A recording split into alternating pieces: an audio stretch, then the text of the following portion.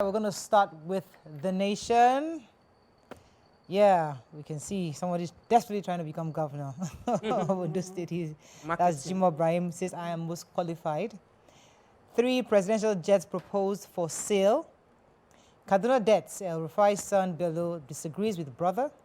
Clergymen leaders preach peace, love to mark Easter. Okay, which story are we taking here? I have the Kaduna drama. Governor at an event.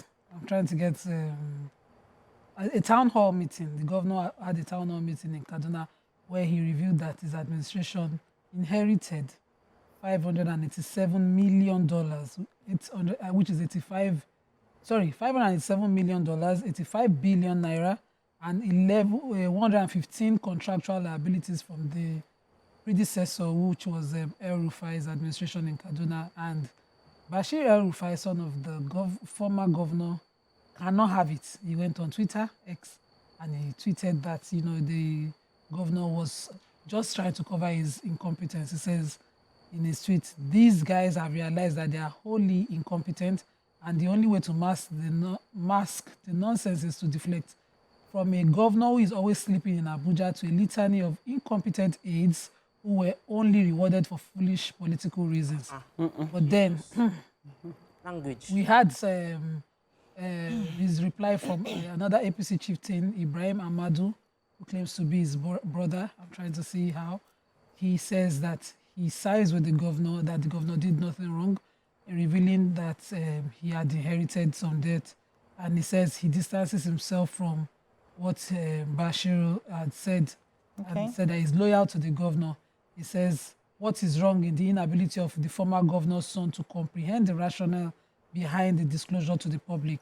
His vituperations are unguarded and unacceptable, especially when the man involved has helped the family during hard times of political waves. And I'm saying it's the business of Kaduna State political business.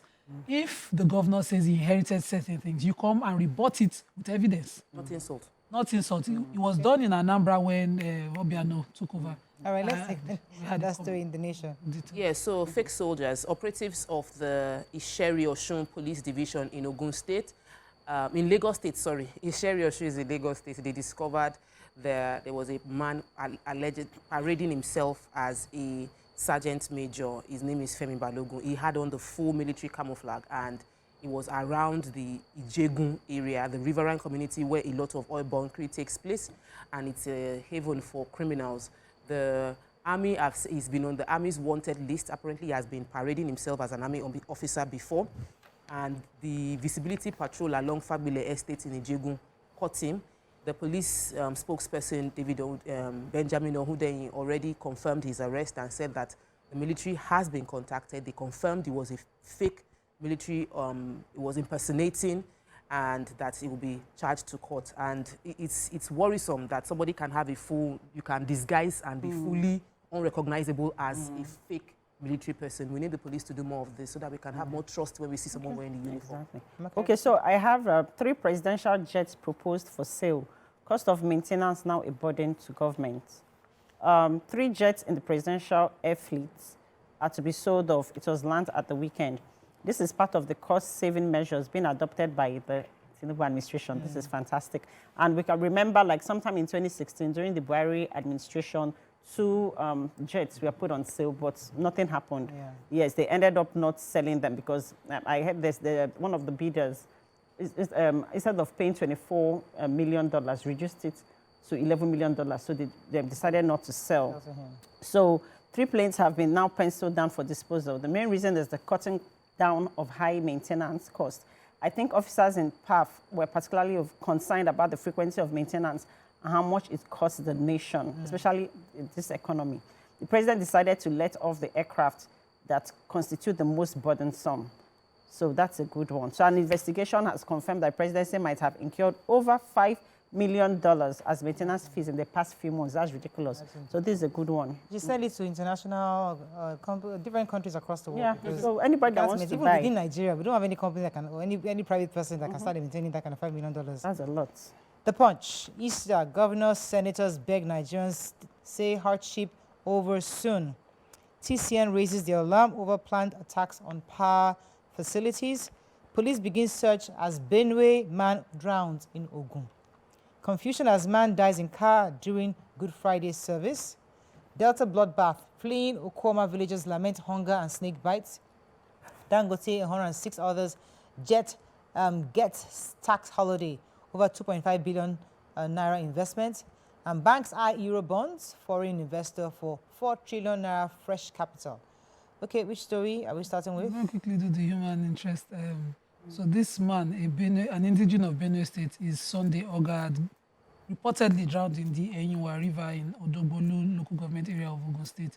According to his friend Abayomi Otusoya, he came with him to that community on a visit and suddenly disappeared. So he later looked around for him and he was reported to have gone for a swim in the river and he has not been found. So he made a report to the police station and a search has started for him. Most likely the cops, if they can find him alive, the police assures that it is their business to ensure safety of everyone in the area.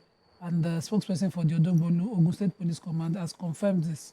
The commissioner also says he extends his deepest condolences to the family and loved ones and that his command remains committed to promoting public safety and preventing tragedies of this nature. So let me take the other human interest story. There was panic on Good Friday after the middle-aged man identified as AJ was found dead in his car at Mechanic Village in Idimu area of Lagos. Punch, are you taking that story? No. Punch learned the deceased was attending Good Friday service in his church located in that area, and the late AJ, who was a member of the church, reportedly stepped out to get something in his car. And as he stepped out, he entered his car and sat down. An eyewitness who spoke to the Punch correspondent said that he exchanged pleasantries with the AG. Unfortunately, he didn't respond. He didn't get back to him. So he knocked on the window and found out that he had actually passed on. And that's when he raised alarm to other members who now rushed out to the church to see what was going on. Efforts were being made to revive him, but he was already foaming from his mouth. And that was when they realized he was actually dead. Oh, so sad. So really sad. May he so rest in peace. FTCN raises the alarm over planned attacks on power facilities. Following Thursday's national grid collapse, the transmission company of Nigeria has raised the alarm over a planned attack on its facilities in Zuba, Gwagwalada area of the Federal Capital Territory. The TCN spokesperson, Njidimba, disclosed this in the statement on Sunday. Mba said that there were alerts of planned attacks on the power installations in Zuba, calling for heightened vigilance, while reiterating the firm's commitment to managing the national grid and ensuring its stability amid ongoing challenges such as the persistent low gas supply affecting power generation in national grid. He said TCN grid controllers work tirelessly day and night to balance the grid and prevent any kind of disturbance because, see, the weather is really hot. The weather is with AC or fan, you put everything on it. Please, no, they should not steal anything. We are begging them. They should not disrupt the small light that we are getting. Please. I beg. It's really, really painful. I mean, this is a Nigerian fact. We, the Nigerians, were the ones destroying these pipelines. Sad. Like, government is not doing anything about it. Oh. Let's go on a short break now. When we come back, we continue with our review. Stay with us. We'll be right back.